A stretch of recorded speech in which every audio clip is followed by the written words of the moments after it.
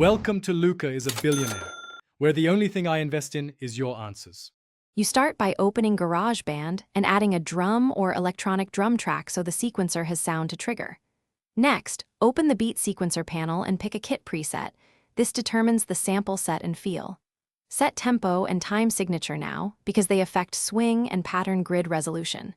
Then choose pattern length, 16 or 32 steps, so you know the loop scope.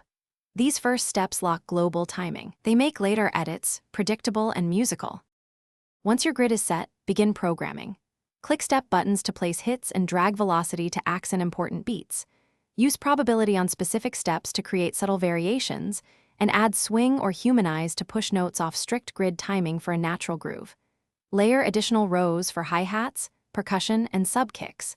Copy and paste patterns to make fills or contrast sections. This is where you shape dynamics and movement so the beat feels alive, not mechanical. Now drag your programmed patterns into GarageBand's timeline to build intro, verse, and chorus sections. Use variations you copied earlier to create interest. Automate kit parameters or mixer volume to create evolving textures. Make sure fills lead cleanly into downbeats. When ready, bounce the track or export stems for mixing. If you hear timing drift or clicks, check sample delay and plug-in latency, and enable low latency mode. Adjusting buffer size often resolves. Thanks for watching and please subscribe. It's the best investment you'll ever make.